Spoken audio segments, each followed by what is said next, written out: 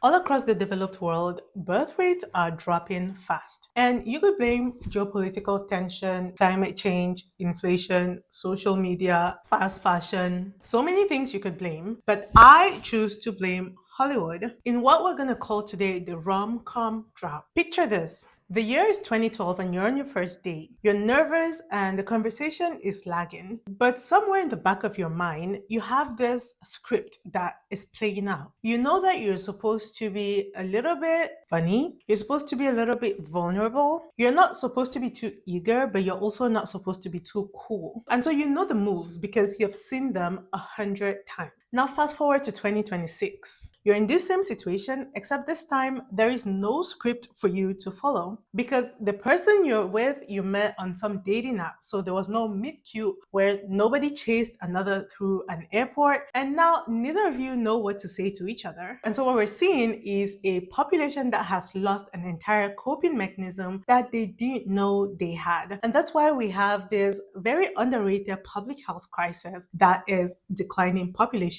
in the developed world. As a nurse today, we're going to do a full clinical workup on this Romcom drought and understand its history and diagnose it and really try to find a solution to how we can make more babies. Usually, before we treat anything, we need to understand how we got that problem in the first place. The romantic comedy isn't just a movie genre. Medically speaking, and I mean this in the most serious way possible, it functions more like what sociologists will call a cultural health technology tool, which is a tool that society develops to transmit behavioral knowledge from one generation to the next. How that works in medicine is, for example, for centuries before we had formal medical education, communities passed down knowledge through stories. There were stories on how to treat fever, there were stories on how to know when a wound was infected, there were stories on what herbs were used to help women with childbirth, and all of these weren't just folk tales. They were clinical protocols that were wrapped in narrative because narrative is how human beings and human brains are able to store and retrieve procedural information. And so romcoms did the same thing for relationships. When Harry Met Sally came out in 1989, it wasn't just entertainment, it was a cultural lecture on the difference between physical and emotional intimacy, on the risk of vulnerability, and what it looks like to love someone that you already know. And so audiences walked out of the movie theaters with an updated relationship firmware on how to react in those types of situations. Other movies like Clueless, Hitch, 10 Things I Hate About You, Notting Hill, each one a slightly different clinical module on how to ask someone out, how to recover from rejection, or what it looks like when love is actually respect in disguise. And also, here's the thing, they were mainstream, which meant that everyone watched them. And so everyone was running on roughly the same social software. This is akin to what we will call herd immunity in medicine, and yes, I'm using that very deliberately. But then we start to see a decline between the mid 1990s and 2000s, where up until that time, romcoms had been Hollywood's go to making money machine. Low to mid budget movies, so we're talking anywhere from $5 to $50 million, were a reliable way that Hollywood studios knew they were going to make returns because they would have repeat viewings as people came of age and they were able to view these movies over and over again. And so things started to decline when the DVD market crashed because between 2006 and 2011, nobody was renting DVDs anymore because everybody had other ways to get access to these movies. Another thing that happened was something known as the rise of the tenant pole model, which meant that studios looked at their balance sheets and made a rational but very short-sighted decision, where they decided that instead of making 20 low to mid-budget movies, they could make 2 to 3 blockbusters and still make the same amount of money. And that's how we got the Marvel universe. And so by 2012, it was clear which direction Hollywood was going. And because of this decision to focus on more blockbuster movies, streaming platforms platforms like Netflix and Hulu filled a gap. But what they produced within this gap was different. They made lower budget movies with less star power and less critical acclaim. And so a lot of these movies were less of a cultural phenomenon. For example, a Netflix movie may be watched by 30 million people, but these are 30 million people across 150 different countries. And so that cultural moment that comes with 30 million people that live in the same country, in the same place, sharing the same experience becomes very void. Why this becomes a healthcare problem is because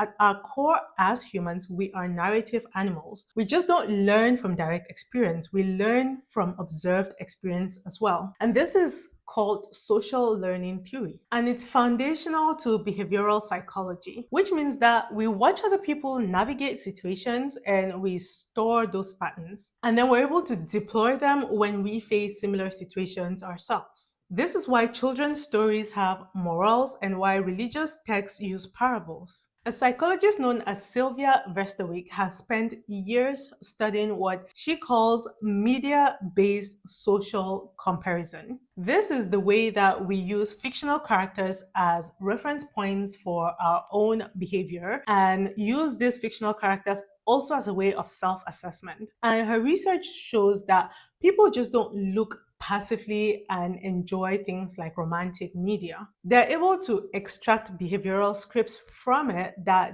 they then rehearse all these different scenarios and they update their own expectations. A very good example of how this manifests is we have a whole generation of millennial women who grew up watching rom-coms like Sex and the City, and now they identify as some version of a fictional character that acted in one of those movies, either calling themselves the Carrie Bradshaw of so-and-so or the Charlotte of so-and-so. It's important to note that I've never watched Sex and the City, but doing research for this video made me understand why this phenomenon is so common in America. Anyway, back to our video. And so when this context disappears from mainstream culture or gets replaced with content modeling, which is a very different type of behavioral pattern, you get what epidemiologists will call a behavioral vacuum. And if there is one thing about nature, is that nature hates vacuums. And so what filled these vacuums were teen dramas, reality dating shows, and eventually dating apps, which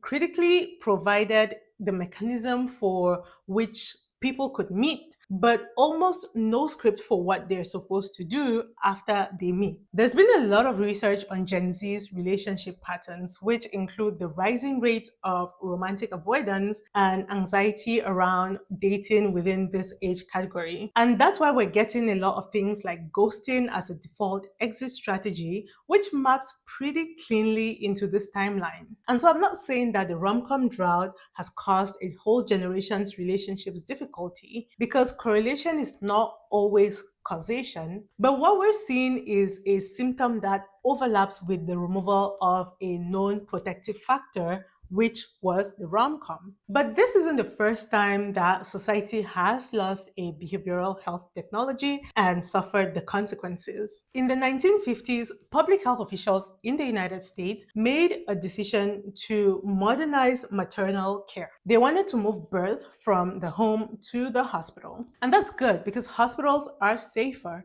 But in the process, they systematically dismantled the doula tradition. This network of experienced women who supported new mothers, not just with physical labor and delivery, but also socially and psychologically postpartum, were then removed from this line of care. Doulas carried the knowledge of what labor felt like from postpartum to what was normal and not normal during labor. And the outcome was that within a generation, postpartum anxiety and depression rates skyrocketed because women were giving birth in sterile, technically superior conditions in the hospital, but then they came back home profoundly alone and unprepared in the ways that their lives had changed. And it took decades to even name what was going on and what was missing. And the solution for that is what we now call the modern doula movement, which is essentially just rebuilding what we already threw away. And so the rom-com drought is some version of this same story in a different scenario, because a cultural health technology that we had got disrupted by economic factors and not because anyone decided it was bad.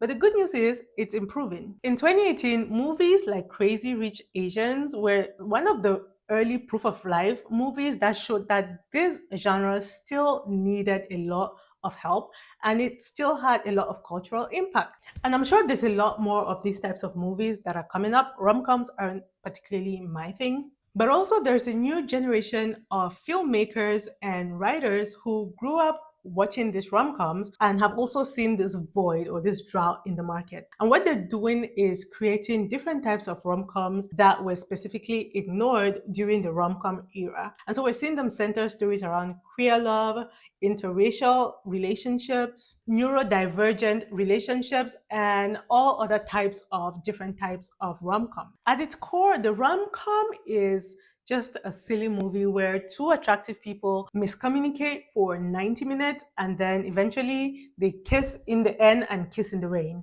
And I get it. But underneath that, it was doing something a lot more. It was giving us a language for how to model interpersonal relationships between men and women, or women and women, or whoever wanted to get that type of information. And so when it went away, something went away with it. Something quiet and very hard to measure, but very real. The good thing is it's coming back, and maybe now that we've noticed the gap, we can be a little bit more intentional about what we build to fill its void. But also, another part of me is thinking if we needed to watch movies to facilitate how we interact and how we make babies, then does that mean that all of that is social conditioning? Because without the movies telling us what to do, we just stop making babies. That's just my opinion. And if you found this helpful, give it a like and subscribe to this channel and tell me what next you'd like to see. Stay healthy.